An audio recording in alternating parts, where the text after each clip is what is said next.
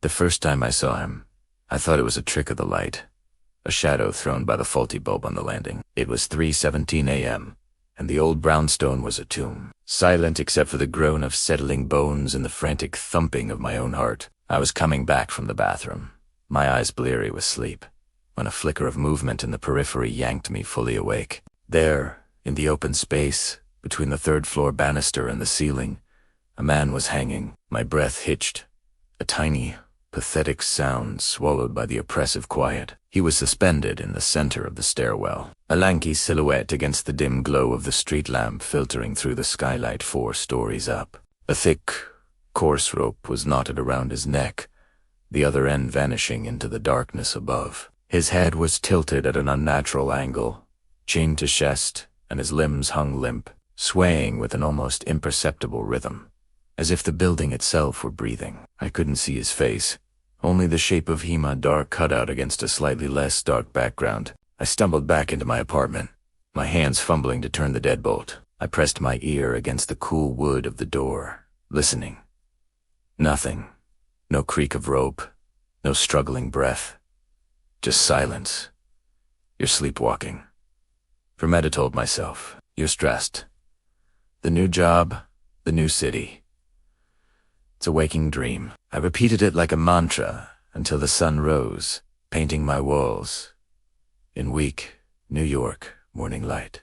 By then, the fear had receded, replaced by a shaky, rational embarrassment. I'd been spooked by a shadow. It was laughable. I opened the door, my courage bolstered by the daylight. The stairwell was just a stairwell, dusty, carpeted shaft with a brass-railed banister circling up into the building's belly. Primera Leonet. Aubert, peering down into the space where I'd seen him. Nothing. No rope, no marks on the ceiling. Just a forgotten cobweb trembling in a draft. He went to work, and I almost managed to forget the whole thing. The second time was a week later, 3:17 a.m. again. The same brutal awakening from a deep sleep. The same urgent need for the bathroom. This time, as I opened my door to return to bed, I forced myself to look, and he was there. Closer this time, or maybe just clearer. The same silent, hanging form, but now I could make out the details of his clothing. Worn work boots, dark, stained trousers, and a long-sleeved shirt. The cuffs frayed, the rope bit deeply into the flesh of his neck. I stared, frozen, for what felt like an eternity, waiting for him to move, to speak, to dissolve. He did none of those things. He just hung and swayed. This time, I didn't slam the door. A strange, morbid curiosity began to leach the panic from my veins. He took a slow, cautious step out onto the landing. The air was colder here, a damp chill that had nothing to do with the building's heating. I could smell it now, to a faint, coppery scent of old blood mixed with the dusty, sweet smell of rot. It was the smell of a long-sealed attic, of things best left forgotten. I inched forward until my toes were at the very edge of the top step. I was directly across from him now, separated by maybe 15 feet of empty air. I still couldn't see his face, but I could see his hands. They weren't entirely limp. His fingers were slightly curled, the nails dirty and broken, as if he'd tried to claw at the rope in his final, desperate moments. That's when I heard it. A soft, wet sound. A drip. Primera. Look down. On the dusty maroon carpet between my bare feet, a single, dark drop of moisture had landed. It was thick, like oil. I looked back up at the hanging man. Another drop welled from the tip of his work boot, gathered weight, and fell, plummeting silently into the deep gloom of the stairwell below. He was real. He was here, and he was bleeding into the silence of my home. Primera basket de Hawaii, my heart a frantic drum against my ribs. As I retreated, my eyes locked on the space where he hung. For a single heart-stopping second, I thought I saw his head twitch, just a fraction of an inch, as if he were trying to lift it to look at me. Primera fled inside, the lock clicking into place, with a finality that felt hollow, meaningless. He was out there. He was real, and he was hanging in my stairwell, dripping his slow, eternal decay into the dark. Sleep became a foreign country I could no longer visit. The dread started around 2 a.m., a cold knot tightening in my stomach as the digital numbers on my clock marched inexorably toward 3:17. I'd lie there, trapped in the sweat-damp sheets, my ears straining against the silence, listening for the drip. I started sleeping with the lights on, a pathetic attempt to banish the shadows, but it only made the waiting worse. The light was too bright, too clinical. It made every detail of my safe, normal apartment look like a stage set, waiting for the horror to walk on. For 3 nights, I saw nothing. The stairwell was just a stairwell. I began to hope, to desperately cling to the idea that it had been a transient haunting, a psychic blip that had passed, but the smell lingered in the hallway, that faint, sweet rot. On the 4th night, the silence broke. It wasn't the drip. It was a voice, a rasping, guttural whisper, so full of static and ruin it was less a voice, and more the sound of a corpse trying to clear its throat. It came from the other side of my door at exactly 3:17 a.m. "Help me." I shut upright in bed, my blood turning to ice. The words were slurred, choked, as if forced past the constriction of the rope. I clutched the blanket to my chin, a child's gesture of futility. The voice came again, a little stronger, more desperate. "Cut me down." Terror held me in a vice. Every instinct screamed at me to stay put, to bury my head under the pillows, to wait for dawn. But another part, a part one hated, was curious. It was the same part that made me look at car crashes. It was the part that had inched toward the banister. I slid out of bed, my movements slow and deliberate, afraid the creak of a floorboard would betray my presence. I crept to the door and pressed my eye to the peephole. The fishy lens distorted the world, but he was there. It was close here. He was no longer hanging in the center of the stairwell. He was hanging right outside my door, his back to me suspended just a foot from the landing. I could see the intricate weave of the rope, the way it dug into the swollen, purple flesh of his neck, the frayed threads on his shirt collar. The droplets falling from his boots were leaving a dark, glistening trail on the wooden boards of my landing. "Please."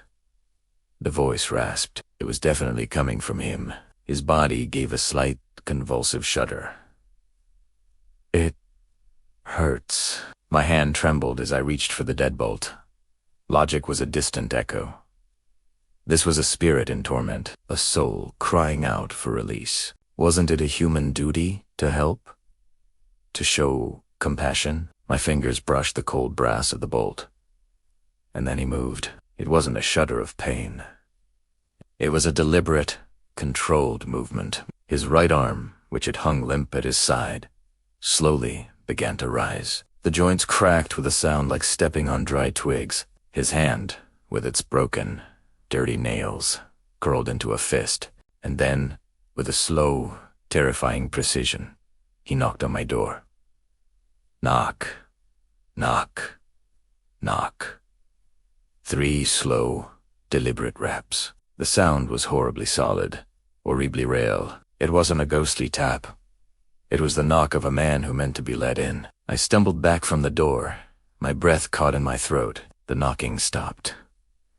The rasping voice was gone. The only sound was the frantic thudding of my own heart. I stood there in the center of my lit apartment, staring at the door, waiting. A new sound began. A slow, scraping drag. I looked back through the peephole.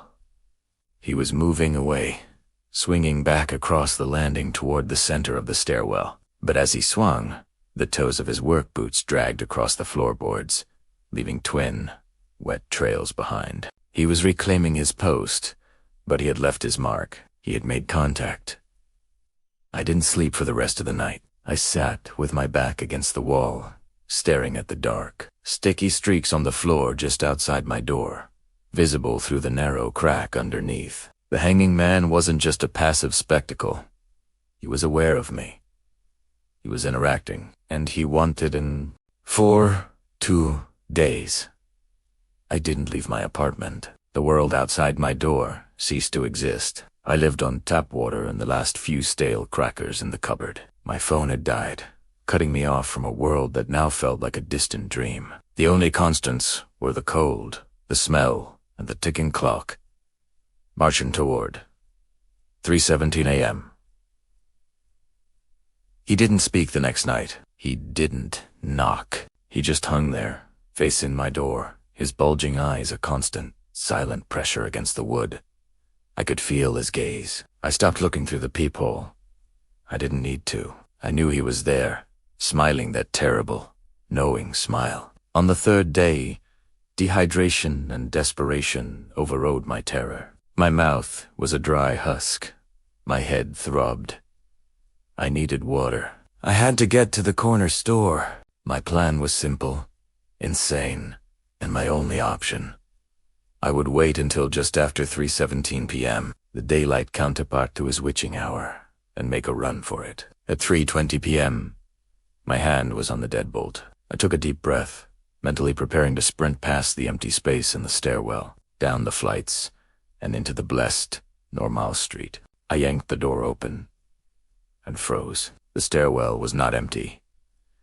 He was there, but he wasn't hanging in the center. He was on the landing, standing on his own 2 feet. The rope was still around his neck, trailing up and vanishing into that same patch of impossible darkness above, now taut, holding him upright like a macabre puppet string. He stood slumped, his head still cocked at that brutal angle, but his feet were planted on the dusty carpet. One of his hands was raised, frozen, in the act of reaching for my doorknob. The sight was so fundamentally wrong, so violently contrary to the natural order, that my mind simply broke. A hanging man was a tragedy. A standing hanging man was an abomination. He took a stiff, jerky step forward, his work boots scuffing against the floor. The rope above creaked in protest. The smell of rot and blood washed over me, thick and suffocating. I tried to scream, but only a dry, rasping sound emerged. I tried to slam the door, but my muscles were locked in pure, petrified horror. His bulging eyes rolled in their sockets, focusing on me. The grotesque smile returned, wider now, splitting his cracked lips. "Don't run," he gurgled, a bubble of dark blood forming at the corner of his mouth. "It's easier if you don't run." He took another shuddering step, his broken-nailed hand stretching toward my face. This was it. This was how it ended, not with a ghostly whisper, but with a cold, rotting touch. In that final, crystalline moment of terror, my eyes, desperate for anything but his advancing form, darted past him to the puddle on the ground floor, the large, congealed puddle of him.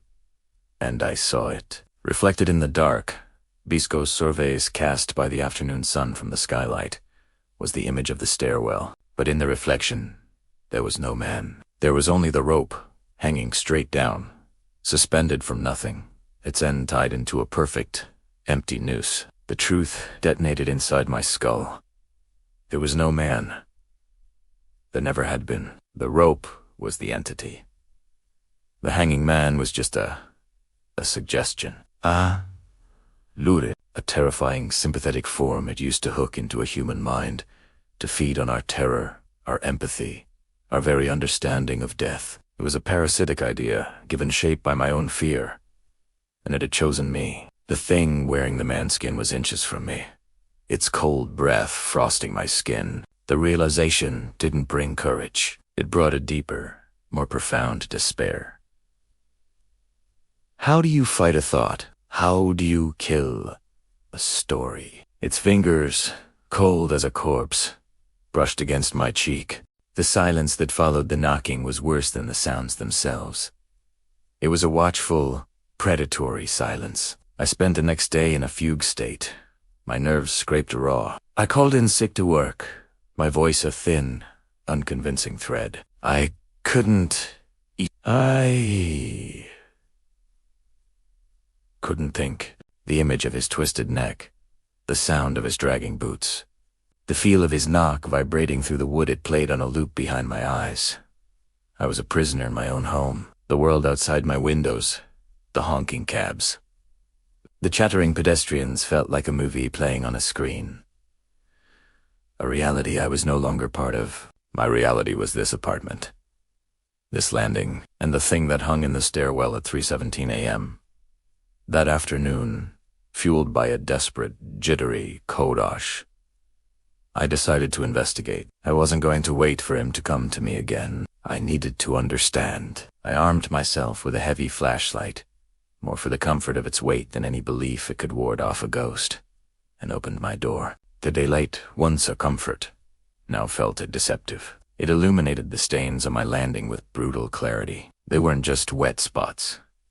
They were a dark, syrupy residue, already attracting a few curious flies. The coppery, rotten smell was stronger now, baked into the wood by the sunbeam cutting through the stairwell window. I leaned over the banister, my knuckles white on the brass rail. I looked up, tracing the path of the rope into the shadows above the fourth-floor landing. There was nothing there. No hook, no beam, nothing from which a man could be suspended. The rope simply originated from a patch of darkness that seemed thicker, more solid than it should be. Then I looked down. The drops had fallen for days, maybe weeks. I followed the trail with my eyes, down past the second-floor landing, all the way to the ground floor. There, in the dusty, neglected space behind the main staircase, was a large, dark, congealed puddle. It was too much. Far too much for a ghost. A cold certainty settled in my gut. This wasn't a residual haunting, a replay of a tragic death. This was something else. Something that was actively here, now, and had been for a long time, slowly, leaking into the world. That night, the dread was a physical weight on my chest. I didn't even try to sleep. I sat in the dark, my back against the door, the flashlight held like a club in my lap. I watched the clock. 3:10 a.m.? 3:14 las 3:16. The temperature in my apartment plummeted. My breath plumed in the air.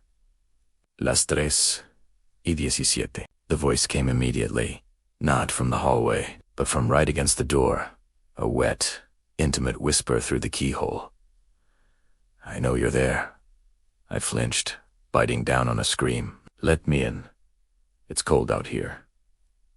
His tone had changed. The desperation was gone, replaced by a chilling, wheedling familiarity. It was the voice of a neighbor asking for a cup of sugar. Nah. Nah.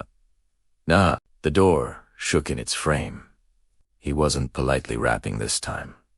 He was pounding. Go away, I screamed, my voice cracking with terror. The pounding stopped. The silence that followed was absolute. Then, a new sound. A slow, scraping squeak. I risked a glance through the peephole. He was hanging directly in front of my door again, but now he had turned around. He was facing me.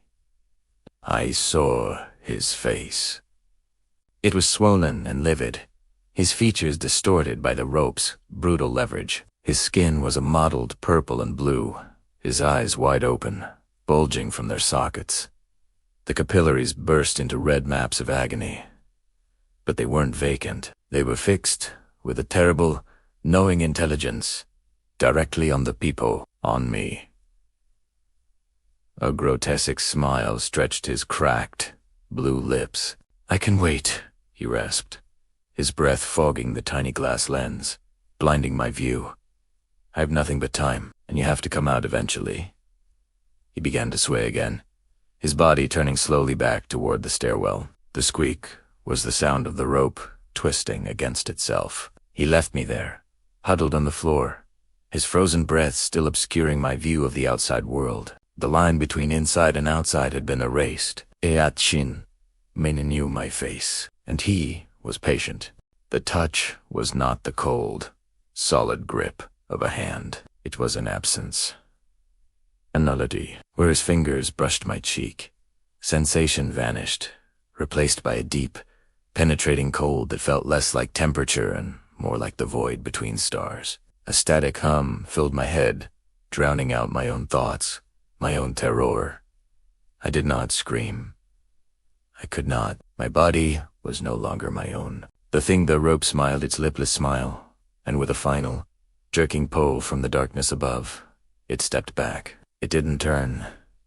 It simply receded, walking backwards in its stiff, unnatural gait until it was once again centered in the stairwell. Then, the supporting tension of the rope slackened, and the mansuit went limp, swinging back into its familiar, pendulous arc. The illusion was restored, but I could no longer see it as anything but a hollow puppet. The bulging eyes were now just glassy baubles.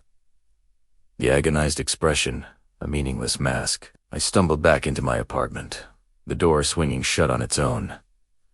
The cold patch on my cheek remained, a numb, dead spot. I looked in the mirror. The skin was pale, almost gray, and when I pressed it, I felt nothing. It was as if a part of me had been erased. I knew, with a certainty that went beyond bone deep, that I could leave now. The rope had what it wanted. It hadn't taken my life. It had taken a piece of my substance. My belief. My fear. It had branded me, and in doing so, the hunt was over. I was no longer prey. I was marked territory. I moved out the next day. I gave no notice, forfeited my deposit. I took only what I could carry and fled to a new city. A new apartment on a ground floor with no stairwells, no open spaces, nothing that could suspend a length of cord. For a while. Y tot primera wa es free. The dead patch on my cheek slowly shrank. A coin-sized circle of numbness remained. A permanent reminder. I got a new job. I tried to rebuild, but the world had lost its texture. Food tasted like ash. Colors were muted. It was as if the rope had not just taken a piece of my skin, but a piece of my capacity to feel, to be fully, vibrantly alive. I was a ghost in my own life. Tonight, I woke up, not from a dream, but into one. The room was dark. The digital clock on my bedside table was blinking, corrupted. Las 12, las 12, las 12, and then it settled. 13:17. A familiar coppery sweetness tainted the air. The smell of old blood and dust. My heart, which had beat so dully for months, suddenly hammered against my ribs. I slowly, reluctantly, turned my head toward the far wall of my new, safe, ground-floor bedroom. There, in the corner, a shadow was detaching itself from the deeper shadows. It was long and thin. It wasn't a man. It was just a length of thick, coiling rope, one end tied into a perfect, waiting noose. It hung suspended from the ceiling, from nothing at all, swaying gently in a non-existent breeze. It had not come back for me. It had never left. It was simply waiting for me to notice it again. And as I lay there, paralyzed, I understood the final, horrifying truth. The rope wasn't haunting a place. It was haunting a person. It was my ghost, and I had brought it with me. The noose turned slowly, invitingly, in the dark. It wasn't a threat. It was a promise that I would never be alone again.